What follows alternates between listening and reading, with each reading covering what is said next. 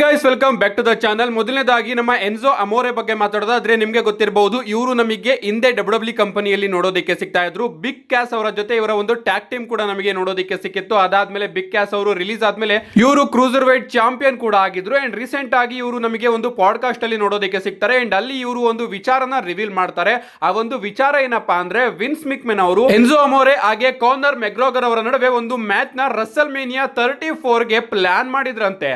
Wins ಮಿಕ್ಮೆನ್ ಅವರು ಬಂದು ಹೇಳ್ತಾರಂತೆ, ನೀನು ಇಂಟರ್ನೆಟ್ ಗೆ ಹೋಗ್ಬಿಟ್ಟು ಕಾನರ್ ಮೆಗ್ರೋಗರ್ ಅವರ ಮೇಲೆ ಕೆಲವೊಂದಷ್ಟು ಟ್ವೀಟ್ ಗಳನ್ನ ಮಾಡ್ತೀರಾ, ಅದೇ ರೀತಿ ಒಂದು ಫ್ಯೂಡ್ ಪಿಕಪ್ ಆಗಿ ರಸಲ್ ಮೇನಿಯಾ 34 ಗೆ ಕ್ರೂಸರ್ ವೈಟ್ ಚಾಂಪಿಯನ್ಶಿಪ್ ಗೆ ನಿನ್ನ ಹಾಗೆ ಮೆಗ್ರೋಗರ್ ಅವರ ನಡುವೆ ಒಂದು ಮ್ಯಾಚ್ ನ ನಾವು ಬಿಲ್ಡ್ ಮಾಡ್ತೀವಿ ಅಂತ ವಿನ್ಸ್ ಮಿಕ್ಮೆನ್ ಅವರು ಹೇಳಿದ್ರಂತೆ. ಅದಾದ್ಮೇಲೆ ಈ ಎಲ್ಲಾ ಐಡಿಯಾಗಳನ್ನು ಕೂಡ ಸ್ಕ್ರಾಪ್ ಮಾಡಲಾಯ್ತಂತೆ. ನಿಜವಾಗ್ಲೂ ನಮ್ಮ ಎನ್ಜೋ ಅವರ ಮಾತನ್ನ ನಂಬೇಕೋ ಬೇಡವೋ ಒಂದು ಕೂಡ ಅರ್ಥ ಆಗ್ತಾ ಇಲ್ಲ. ಕಾನರ್ ಮೆಗ್ರೋಗರ್ ಅವ್ರನ್ನ ಕರ್ಸಿದ್ರೆ ಎನ್ಜೋ ಅಮೋರೆ ಜೊತೆ ಅಂತೂ ಮ್ಯಾಚ್ ಆಡೋದಕ್ಕೆ ಬಿಡ್ತಿರ್ಲಿಲ್ಲ ನಮ್ಮ ವಿನ್ಸ್ ಮಿಕ್ಮೆನ್ ಅವರು. ದೊಡ್ಡ ವ್ಯಕ್ತಿ ಜೊತೆನೆ ಅವರ ಮ್ಯಾಚ್ ನಮಗೆ ನೋಡೋದಕ್ಕೆ ಸಿಗೋದು. ಏನೇ ಆಗ್ಲಿ, ಇಲ್ಲಿ ಎನ್ಜೋ ಕಂಪ್ಲೀಟ್ ಆಗಿ ಸುಳ್ಳು ಹೇಳ್ತಾ ಇದ್ದಾರೆ ಅಂತ ನನಗೇನು ಅನಿಸ್ತಾ ಇದೆ. ನಿಮ್ಗೇನು ಅನ್ಸುತ್ತೆ ಇದ್ರ ಬಗ್ಗೆ? ನಿಮ್ಮ ಅನಿಸಿಕೆನ ಕಮೆಂಟ್ ಮಾಡಿ. ನೆಕ್ಸ್ಟ್ ಅಪ್ಡೇಟ್ ಕಡೆ ಬರೋದಾದ್ರೆ ಇದ್ದಿರ್ತಕ್ಕಂಥದ್ದು ನಮ್ಮ ಟ್ರಿಪಲ್ ಎಚ್ ಹಾಗೆ ಟೋನಿ ಖಾನ್ ಅವರ ಬಗ್ಗೆ. ನಿಮ್ಗೆ ಗೊತ್ತಿರಬಹುದು ಇವರ ನಡುವೆ ಯಾವ ರೀತಿ ನಮಗೆ ಕಾಂಪಿಟೇಷನ್ ನೋಡೋದಕ್ಕೆ ಸಿಗ್ತಾ ಇದೆ ಅಂತ.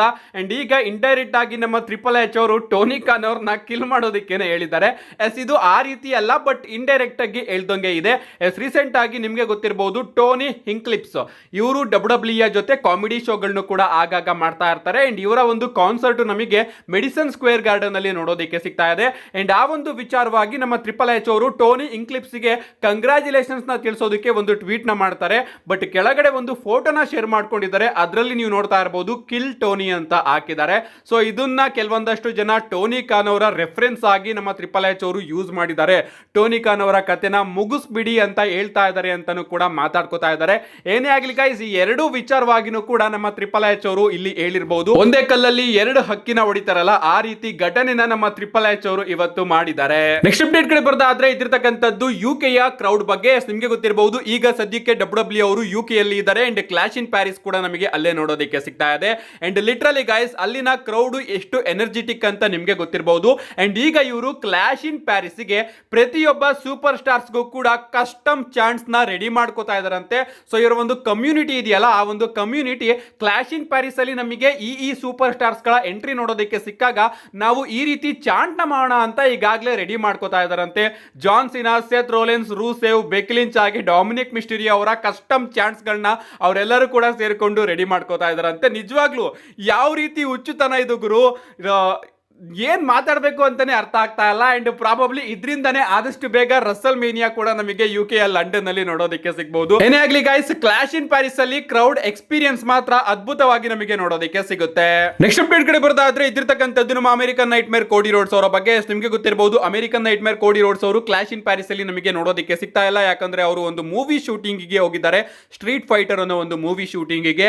ಅಂಡ್ ರೀಸೆಂಟ್ ಆಗಿ ಅವರನ್ನ ಸ್ಪಾಟ್ ಕೂಡ ಮಾಡಲಾಗಿದೆ. ನೀವು ಇಲ್ಲಿ ನೋಡ್ತಾ ಇರಬಹುದು ಆಸ್ಟ್ರೇಲಿಯಾದಲ್ಲಿ ಮೂವಿ ಶೂಟಿಂಗ್ ವೇಳೆ ನಮ್ಮ ಕೋಡಿ ರೋಡ್ಸ್ ಅವರು ಸ್ಪಾಟ್ ಆಗಿದ್ದಾರೆ. ಸೊ ಇದ್ರ ಪ್ರಕಾರ ಇನ್ನೂ ಕೂಡ ಅವರು ನಮಗೆ ಸದ್ಯಕ್ಕೆ ಡಬ್ಲ್ಯೂ ಅಲ್ಲಿ ನೋಡೋದಕ್ಕೆ ಸಿಗೋದಿಲ್ಲ. ಅಂಡ್ ಈ ಒಂದು ಟೈಮ್ ಅಲ್ಲಿ ಫುಲ್ ಟೈಮ್ ಸೂಪರ್ ಸ್ಟಾರ್ ಆಗಿದ್ದಂತಹ ಕೋಡಿ ರೋಡ್ಸ್ ಅವರು ಪಾರ್ಟ್ ಟೈಮ್ ಸೂಪರ್ ಸ್ಟಾರ್ ಆಗಿದ್ದಾರೆ. And part time super star ಆಗಿದ್ದಂತಹ ರೋಮನ್ ರೈನ್ಸ್ ಅವರು ಫುಲ್ ಟೈಮ್ ಸೂಪರ್ ಸ್ಟಾರ್ ಆಗ್ತಾ ಇದ್ದಾರೆ. ನಾನು ಯಾಕೆ ಈ ರೀತಿ ಹೇಳ್ತಾ ಇದ್ದೀನಿ ಅಂದ್ರೆ, ಮಂಡೇ ನೈಟ್ ರಲ್ಲಿ ನೀವು ನೋಡಿರಬಹುದು ನಮಗೆ ರೋಮನ್ ರೈನ್ಸ್ ಅವರ ಮೂರು ಸೆಗ್ಮೆಂಟ್ ಗಳು ನೋಡೋದಕ್ಕೆ ಸಿಕ್ತು. ಎರಡು ಬ್ಯಾಕ್ ಸ್ಟೇಜ್ ಸೆಗ್ಮೆಂಟ್ ಹಾಗೆ ಮೊದಲನೇದಾಗಿ ಓಪನಿಂಗ್ ಸೆಗ್ಮೆಂಟ್. ಅಷ್ಟೇ ಅಲ್ಲ ಗೈಸ್, ನಮ್ಮ ರೋಮನ್ ರೈನ್ಸ್ ಅವರು ಸ್ಟೆಫನಿ ಮಿಕ್ಮೆನ್ ಅವರ ಪಾಡ್ಕಾಸ್ಟ್ ಕೂಡ ಬರ್ತಾ ಇದ್ದಾರೆ. ಅಂಡ್ ಅಲ್ಲಿ ಬಹಳಷ್ಟು ವಿಚಾರಗಳ ಬಗ್ಗೆ ನಮ್ಮ ರೋಮನ್ ರೈನ್ಸ್ ಅವರು ಮಾತಾಡೋದಕ್ಕೂ ಕೂಡ ಹೋಗ್ತಾ ಇದ್ದಾರೆ.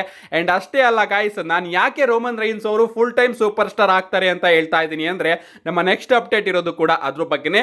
ನಿಮಗೆ ಗೊತ್ತಿರಬಹುದು ಕ್ಲಾಶ್ ಇನ್ ಪ್ಯಾರಿಸ್ ಮುಗಿದ್ಮೇಲೆ ಚಿಕ್ಕದಾಗಿ ರೋಮನ್ ರೈನ್ಸ್ ಅವರು ಕೂಡ ಬ್ರೇಕ್ ನ ತಗೋತಾರೆ. ರೋಮನ್ ರೈನ್ಸ್ ಅವರು ಕೂಡ ಮೂವಿ ಶೂಟಿಂಗ್ ಗೆ ಬಿಸಿ ಆಗ್ತಾರೆ. ಬಟ್ ಅದಾದ್ಮೇಲೆ ರೋಮನ್ ರೈನ್ಸ್ ಅವರ ಫುಲ್ ಟೈಮ್ ರಿಟರ್ನ್ ನಮಗೆ ನೋಡೋದಕ್ಕೆ ಸಿಗುತ್ತೆ.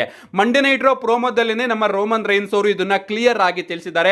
ಅವ್ರು ಹೇಳ್ತಾರೆ, ನನ್ನ ಬಳಿ ಬಹಳಷ್ಟು ಪ್ಲಾನ್ಸ್ ಇದೆ, ನನ್ನ ಬಳಿ ಇವತ್ತಿನ ಮಂಡೇ ನೈಟ್ ರಾಗೆ ಪ್ಲಾನ್ಸ್ ಇದೆ, ಈ ವರ್ಷನೂ ಕೂಡ ಪ್ಲಾನ್ಸ್ ಇದೆ, ಅಂಡ್ ಮುಂದಿನ ವರ್ಷಕ್ಕೂ ಕೂಡ ನನ್ನ ಬಳಿ ತುಂಬಾನೇ ಬಿಗ್ ಪ್ಲಾನ್ಸ್ ಇದೆ ಅಂತ ರೋಮನ್ ರೈನ್ಸ್ ಅವರು ತಿಳಿಸಿದ್ದಾರೆ. ಅಂಡ್ ಮುಂದಿನ ವರ್ಷನೂ ಕೂಡ ಬಿಗ್ ಪ್ಲಾನ್ಸ್ ಇದೆ, ಈ ವರ್ಷನೂ ಕೂಡ ಬಿಗ್ ಪ್ಲಾನ್ಸ್ ಇದೆ ಅಂತ ಅವರು ಹೇಳ್ತಿರೋದನ್ನ ಕೇಳಿದ್ರೆ 100% ಅವರ ಫುಲ್ ಟೈಮ್ ರಿಟರ್ನ್ ನಮಗೆ ನೋಡೋದಕ್ಕೆ ಸಿಗುತ್ತೆ. ಅಂಡ್ ಮುಂದಿನ ವರ್ಷ 100% ನಮ್ಮ ರೋಮನ್ ರೈನ್ಸ್ ಅವರು ಚಾಂಪಿಯನ್ಶಿಪ್ ಫ್ಯೂಡ್ ಅಲ್ಲಿ ಇನ್ವಾಲ್ವ್ ಆಗೇ ಇರ್ತಾರೆ. ಅಂಡ್ ಅಪ್ಡೇಟ್ ಗಳು ಬರ್ತಾ ಇದೆ, ರಸಲ್ ಮೀನಿಯಾದಲ್ಲಿ ಸೆತ್ ರೋಲೆನ್ಸ್ ಹಾಗೆ ರೋಮನ್ ರೈನ್ಸ್ ಅವರ ನಡುವೆ ವರ್ಲ್ಡ್ ಹೆವಿವೇಟ್ ಚಾಂಪಿಯನ್ಶಿಪ್ ಗೆ ಮ್ಯಾಚ್ ನೋಡೋದಕ್ಕೆ ಸಿಗಬಹುದು ಅಂತ.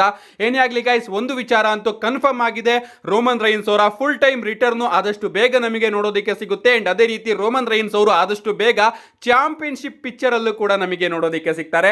ಅದು ವರ್ಲ್ಡ್ ಹೆವಿವೇಟ್ ಚಾಂಪಿಯನ್ಶಿಪ್ ಪಿಕ್ಚರ್ ಅಂತ ಅನ್ಕೋತೀನಿ. ನಿಮ್ಗೆ ಅನ್ಸುತ್ತೆ ಇದ್ರ ಬಗ್ಗೆ ನಿಮ್ಮ ಅನಿಸಿಕೆನ ಕಮೆಂಟ್ ಮಾಡಿ. ನಮ್ಮ ನೆಕ್ಸ್ಟ್ ಅಂಡ್ ಫೈನಲ್ ಅಪ್ಡೇಟ್ ಕಡೆ ಬರೋದಾದ್ರೆ ಇದಿರ್ತಕ್ಕಂಥದ್ದು ನಮ್ಮ Cenation leader 17 time champion John Cena ಅವರ ಬಗ್ಗೆ. ನಿಮ್ಗೆ ಗೊತ್ತಿರಬಹುದು, ಜಾನ್ ಸಿನಾ ಅವರು ತನ್ನ ಡಬ್ಲ್ಯೂ ಕರಿಯರ್ ಅಲ್ಲಿ ಎಲ್ಲವನ್ನೂ ಕೂಡ ಅಚೀವ್ ಮಾಡಿದ್ದಾರೆ. ಬಟ್ ಒಂದು ವಿಚಾರನ ಬಿಟ್ಟು ಅವ್ರು ಇನ್ನೂ ಕೂಡ ಗ್ರ್ಯಾಂಡ್ ಸ್ಲಾಮ್ ಚಾಂಪಿಯನ್ ಆಗಿಲ್ಲ. ನಮ್ಮ ಜಾನ್ ಸಿನಾ ಅವರು ಯುನೈಟೆಡ್ ಸ್ಟೇಟ್ ಚಾಂಪಿಯನ್ ಆಗಿದ್ದಾರೆ, ಟ್ಯಾಗ್ ಟೀಮ್ ಚಾಂಪಿಯನ್ ಆಗಿದ್ದಾರೆ, ವರ್ಲ್ಡ್ ಹೆವಿವೇಟ್ ಚಾಂಪಿಯನ್ ಆಗಿದ್ದಾರೆ, ಡಬ್ಲ್ಯೂ ಚಾಂಪಿಯನ್ ಆಗಿದ್ದಾರೆ. ಬಟ್ ಅವ್ರು ಇನ್ನೂ ಕೂಡ ಇಂಟರ್ಕಾಂಟಿನೆಂಟಲ್ ಚಾಂಪಿಯನ್ಶಿಪ್ ನ ಗೆದ್ದಿಲ್ಲ. ಅದನ್ನೇನಾದ್ರೂ ನಮ್ಮ ಜಾನ್ ಸಿನಾ ಅವರು ಗೆದ್ರೆ ಅವರು ಗ್ರ್ಯಾಂಡ್ ಸ್ಲಾಮ್ ಚಾಂಪಿಯನ್ ಆಗ್ತಾರೆ. ಅಂಡ್ ಈಗ ನಮ್ಮ ಡೊಮಿನಿಕ್ ಮಿಸ್ಟೀರಿಯೋ ಅವರು ಜಾನ್ ಸಿನಾ ಅವ್ರನ್ನ ಕಾಲ್ ಔಟ್ ಮಾಡಿದ್ದಾರೆ. ಅವ್ರು ಹೇಳ್ತಾರೆ, ಜಾನ್ ಸಿನಾ ನೀನು ಇನ್ನೂ ಕೂಡ ಇಂಟರ್ಕಾಂಟಿನೆಂಟಲ್ ಚಾಂಪಿಯನ್ಶಿಪ್ ನ ಗೆದ್ದು ಗ್ರ್ಯಾಂಡ್ ಸ್ಲಾಮ್ ಚಾಂಪಿಯನ್ ಆಗಿಲ್ಲ. ಸೊ ನೀನು ಅದನ್ನು ಕೂಡ ಅಚೀವ್ ಮಾಡಬೇಕು ಅಂತ ಅನ್ಕೊಂಡ್ರೆ ನಾನು ಎಲ್ಲಿರ್ತೀನಿ ಅಂತ ನಿನಗೆ ಗೊತ್ತೇ ಇರಬಹುದು. ನಾನು ಪ್ರತಿ ಮಂಡೇ ನೈಟ್ ರಾಗೂ ಕೂಡ ಬರ್ತಾನೆ ಇರ್ತೀನಿ, ನೀನ್ ಬೇಕಾದ್ರೆ ನನ್ನ ಹುಡುಕೊಂಡು ಬರಬಹುದು ಅಂತ ನಮ್ಮ ಡೊಮಿನಿಕ್ ಮಿಸ್ಟೀರಿಯೋ ಅವರು ಒಂದು ಸ್ಟೇಟ್ಮೆಂಟ್ ನ ಕೊಟ್ಟಿದ್ದಾರೆ. ಪ್ರಾಬಬ್ಲಿ ಗೈಸ್ ನಮ್ಮ ಜಾನ್ ಸಿನಾ ಅವರು ಇಂಟರ್ಕಾಂಟಿನೆಂಟಲ್ ಚಾಂಪಿಯನ್ಶಿಪ್ಗೂ ಕೂಡ ಮ್ಯಾಚ್ ಆಡಬಹುದು ಅಂತ ಅನ್ಕೋತೀನಿ. ಗೆದ್ರೆ ಆ ಒಂದು ಚಾಂಪಿಯನ್ಶಿಪ್ ನ ಮುಂದೆ ಯಾವ ರೀತಿ ತಗೊಂಡು ಹೋಗ್ತಾರೆ ಏನು ಕೂಡ ಗೊತ್ತಿಲ್ಲ. ಯಾಕಂದ್ರೆ ಅವರ ಕರಿಯರ್ ಅಲ್ಲಿ ಇನ್ನ ಉಳಿದಿರ್ತಕ್ಕಂಥದ್ದು 3 ಮ್ಯಾಚಸ್ಗಳು. ರೆಸಲ್ ಪಲೂಜಾದಲ್ಲಿ ಅವರ ಒಂದು ಮ್ಯಾಚ್ ಆಡ್ತಾರೆ, ಆಮೇಲೆ ಕ್ರೌನ್ ಜ್ಯುವೆಲ್ ಅಲ್ಲಿ ಅವರು ಒಂದು ಮ್ಯಾಚ್ ಆಡ್ತಾರೆ, ಸರ್ವೈವರ್ ಸೀರೀಸ್ ಅಲ್ಲಿ ಒಂದು ಮ್ಯಾಚ್ ಆಡ್ತಾರೆ, ಅದಾದ್ಮೇಲೆ ಫೈನಲ್ ಆಗಿ ಅವರು ರಿಟೈರ್ಮೆಂಟ್ ಮ್ಯಾಚ್ ಅಲ್ಲಿ ಕಂಪೀಟ್ ಮಾಡ್ತಾರೆ. ಇದ್ರ ಮಧ್ಯೆ ಇಂಟರ್ಕಾಂಟಿನೆಂಟಲ್ ಚಾಂಪಿಯನ್ಶಿಪ್ ನ ಗೆಲ್ತಾರ ಅನ್ನೋದು ಒಂದು ದೊಡ್ಡ ಪ್ರಶ್ನೆ. ನಿಮ್ಗೆ ಅನ್ಸುತ್ತೆ ಇದ್ರ ಬಗ್ಗೆ ನಿಮ್ಮ ಅನಿಸಿಕೆನ ಕಮೆಂಟ್ ಮಾಡಿ ಅಂತ ಹೇಳ್ತಾ, see you guys in my next video.